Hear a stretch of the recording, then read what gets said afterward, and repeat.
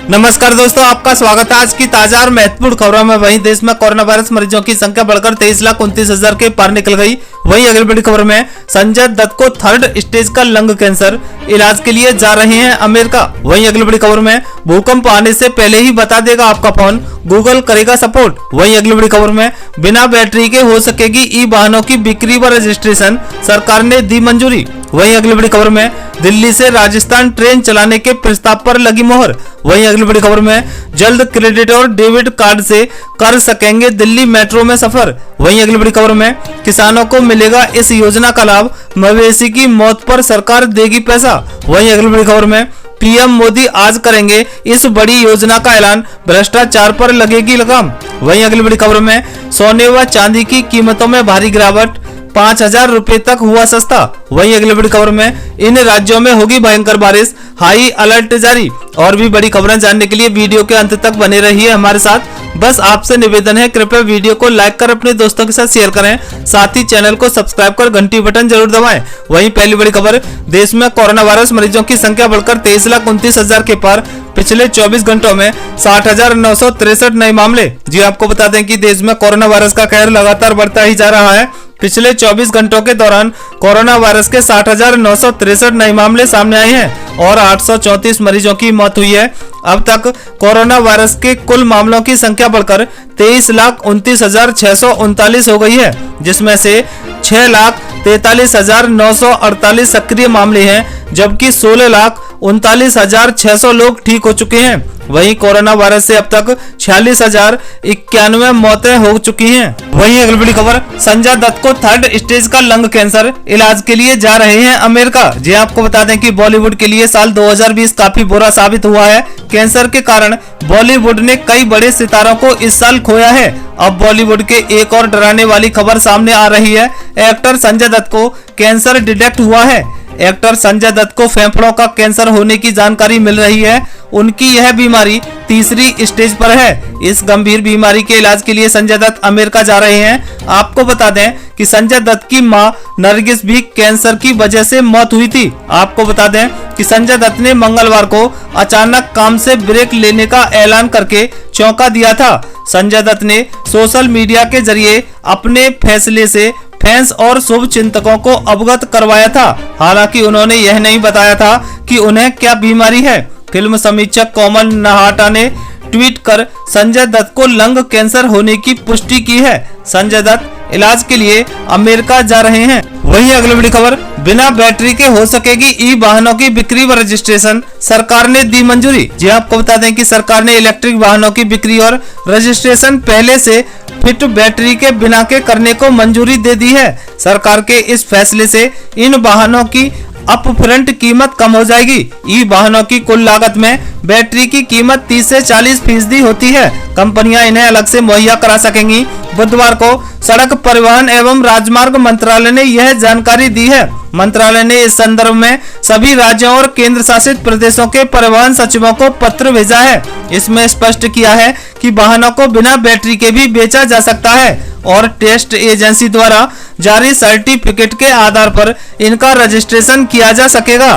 परिवहन सचिवों को भेजी गई एडवाइजरी के मुताबिक देश में ई वाहनों के बढ़ावा देने के प्रयासों के तहत सरकार ऐसा कर रही है। इसमें कहा गया है कि वाहनों के प्रदूषण और तेल आयात बिल को कम करने के लिए व्यापक राष्ट्रीय एजेंडा पाने के लिए संयुक्त रूप से काम करने का समय आ गया है। यह पर्यावरण की रक्षा करने के साथ ही तेल आयात बिल को कम करने और इस क्षेत्र को उद्योगों को भी अवसर प्रदान करेगा। वहीं अगली बड़ी खबर, दिल्ली से राजस्थान ट्रेन चलाने के प्रस्ताव पर लगी मोहर। जी आपको बता दें कि राजस्थान से राजधानी दिल्ली के लिए ट्रेनों के संचालन के प्रस्ताव पर मोहर लग गई है। अब जल्द ही लोग फिर से ट्रेनों से यात्रा कर सकेंगे। ट्रेनों के संचालन से न सिर्फ समय की बचत होगी, बल्कि यह यात्रा बेहद सुलभ होती है। साथ में आर्थिक बचत भी होगी। राजधानी दिल्ली से चलने और यहां से होकर गुजरने वाली 6 ट्रेनों का विस्तार और एक के चलने के बाद बढ़ाने की योजना है। इससे दिल्ली के अलावा उत्तर प्रदेश, उत्तराखंड,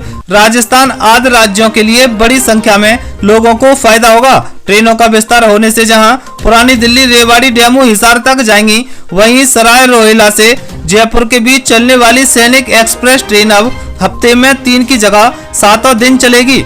रेलवे अधिकारियों के मुताबिक समीक्षा बैठक में इन ट्रेनों का विस्तार किए जाने के बाद सामने आई थी, जिसके बाद हाल ही में हुई उत्तर रेलवे के विभिन्न मंडलों की बैठक में इन ट्रेनों के विस्तार पर सहमति बन गई है।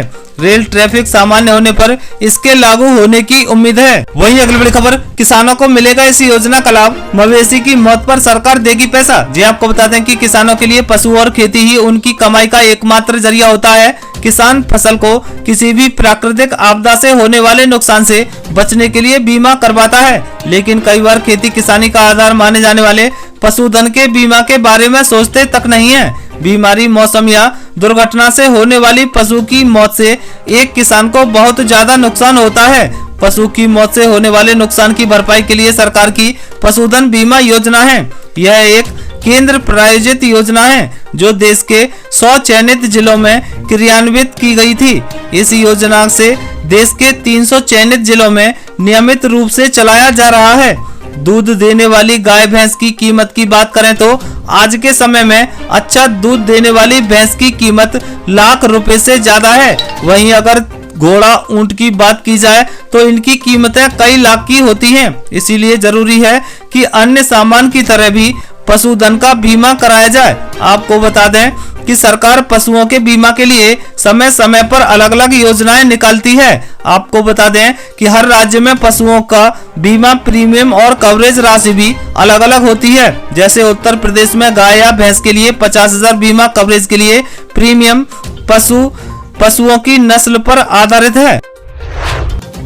वहीं अगली बड़ी खबर, सोने और चांदी की कीमतों में भारी गिरावट, 5,000 रुपए तक हुआ सस्ता। जी आपको बता दें कि अंतर्राष्ट्रीय स्तर पर सोने की कीमतों में आई 7 साल की सबसे बड़ी गिरावट के बाद घरेलू बाजार में भी दाम लुढ़क गए हैं। मंगलवार के बाद बुधवार को भी दिल्ली सराफा बाजार में सोने की कीमतों में 1,000 रुपए प्रति 10 ग्राम से ज्यादा की गिरावट आई है।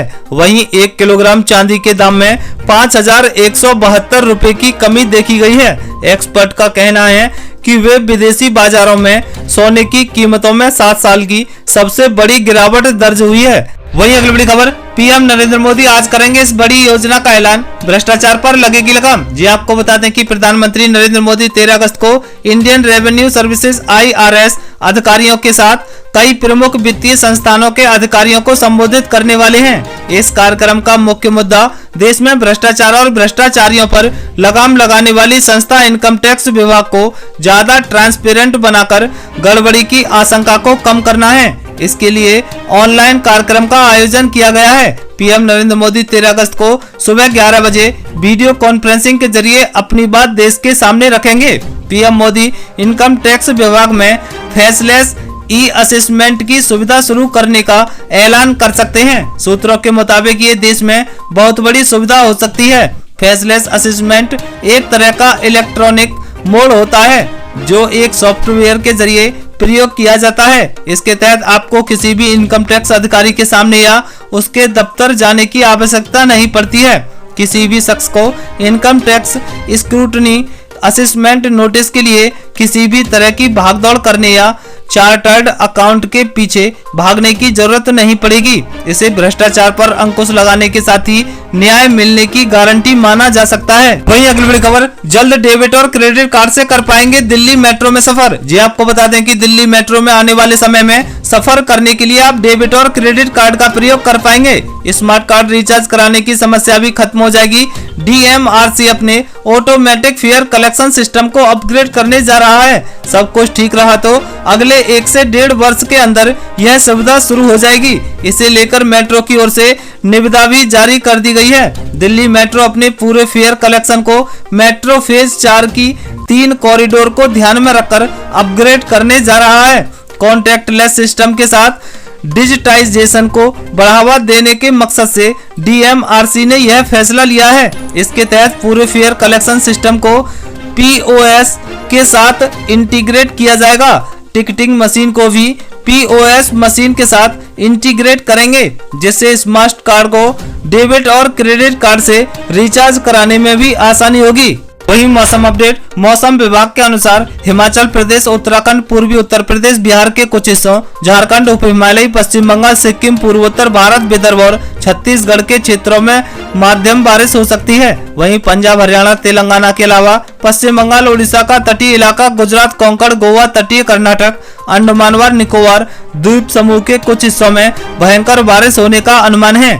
वहीं दिल्ली एनसीआर में हल्की बारिश होने की आशंका है, जबकि अगले कुछ घंटों के दौरान तटीय कर्नाटक, केरल और दक्षिण कोंकण और गोवा के कुछ हिस्सों में भारी से अति भारी बारिश रहने की संभावना जताई गई है। ये थी अब तक की बेहद महत्वपूर्ण खबरें। दोस्तों, वीडियो को लाइक कर अपने दोस्तों के साथ शेयर करें, साथ ही चैनल को सब्सक्राइब कर घंटी बटन जरूर दबाएं। वहीं जल्द मिलते हैं अगली अपडेट के साथ, तब तक के लिए जय हिंद, जय भारत।